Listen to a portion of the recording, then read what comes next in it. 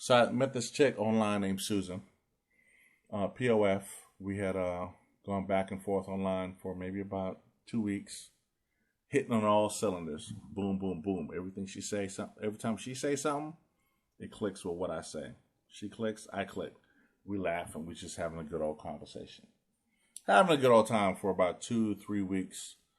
And mind you, I was married for 15 years and recently divorced. And, well, married for 15 years, separated, moved out, thinking we were going to get back together.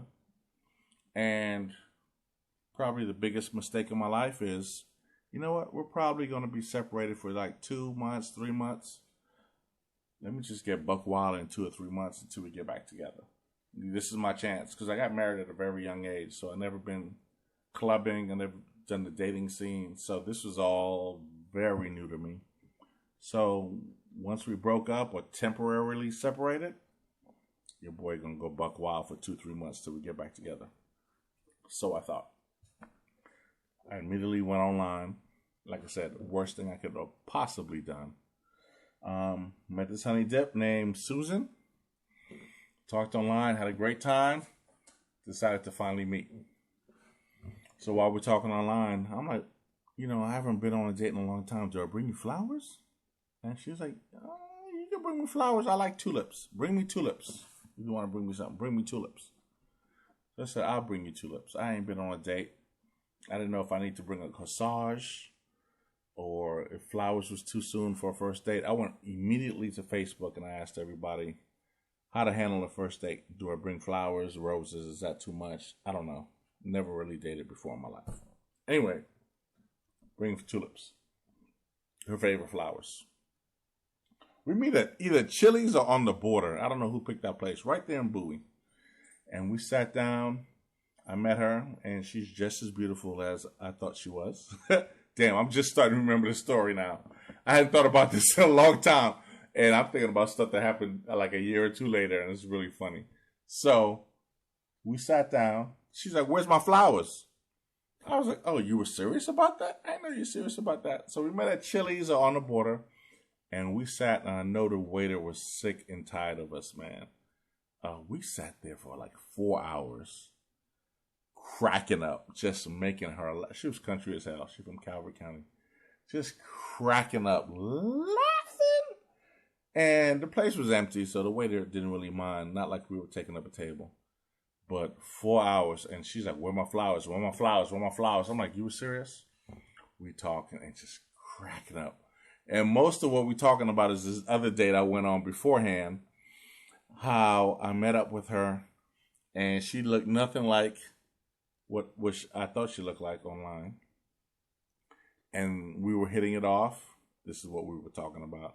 And then she said, want to go to my place? I said, bet. So it turns out my place was a restaurant. I thought I was getting lucky. We were going to her house.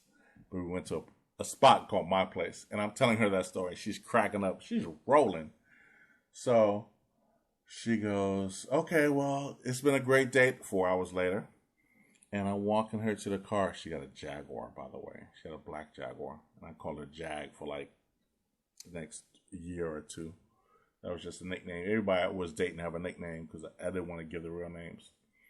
So I was like, you're not going to invite me back to your place? She said, no, hell no. I'm being funny. She said, maybe if you bought the flowers, I would have. I said, yeah, I know. I messed that up. She said, yeah, if you had brought me the tulips, I would have. But being a G I am, I had the flowers. I just kept them in the car to present them at the right time. So to me, it was almost like, over or under promise, over produce type thing. I acted for 4 hours like it didn't have the flowers. Honestly, I wanted to see if she was worth giving the flowers to. And she was. So she's like, if you had brought me the flowers, you might have came back to my place. I'm like, I got the flowers in my car. She said, no, you don't. No, you don't. I'm like, I do got the flowers. Tulips, right? That's your favorite. She's like, whatever. I said, stay right there. I went and brought her the flowers, the tulips. And she practically started crying. She's like, oh my God, no one's ever bought me flowers before. Yada, yada, yada, whatever. So, great first date, right? So, we talk on the phone for a little bit. First time we get together, I go over her house. Smash, boom, smash, boom, smash, smash, smash. Great sex, had a good time. I know it took a little too long to get to that part. Great time. I mean, things I've never done before. And I was married, right? Or things I've never done to someone before, and I was married. You can pretty much use your imagination. And I kind of messed up because I stayed online, and I was just acting a fool because I never dated before. So I made a mistake. Great sex, by the way. Back up. Fantastic sex. So I made a mistake, and I was still online, and her and I were kicking it for maybe 2-3 weeks, and I did the stupidest thing and said, who wants to go hang out online? Who wants to go hang out at the harbor? Just let me know. I need a date. And she saw it, and she got very upset. I would kick it with you, but since you want to date at the harbor, we ain't going to happen. So I'm like, damn, I messed that up. Totally messed that up. I didn't understand the whole dating thing. I mean, we're online. I mean, am I supposed to get offline immediately? I guess once you smash or whatever you're supposed to. I don't know. Still learning the rules. Hadn't dated before. It's my first time dating. And I was 40 years old. My first time dating. As crazy as that sounds. So, fast forward. This is where it gets funny. So, fast forward. You know, we kind of talk and stuff. Hadn't seen her for like a year and a half, 2 years later. And I get a text from her. She was drunk as hell. She was at a club. She was like, yo, Q, I'm drunk. I'm in a club. Just practically 2 years later. And I'm hoping you can take me home. I'm like, girl, you ain't said nothing but a word. I'll come get you. Where are you? I'm over here at some club over there near the hospital in Clinton, Maryland. Can't remember the name of it. Come get me. I was like, come get you and take you where? Take me home, please. I'm too drunk to drive. And I was like, hell freaking yeah. And as I'm talking, I heard dudes knocking on her window. She's in her car calling me. You all right, girl? Can you get home safely? She said, yeah, I'm good. And I hear, dude, I can take you home. I can take you home. I'm good. My man coming. I was like, man, your man coming to get you. So, man, I hopped in the car as quickly as I could. I was home doing nothing, drinking. I was just wiped my ass for the sake of wiping my ass. Didn't even take a shit. I'm like, wipe your ass. Throwing some baby powder down your pants. Deodorant. Badaka. Cologne. And some Vaseline on your hair. I was just trying to get out there as quickly as I can before some other dude scooped her up, right? So I run out the house fast. Get in my car. She's about 20 minutes away. I'm driving. I'm halfway there, and my gas light comes on. Actually, my gas light was already on. I'm always driving with my gas light on E.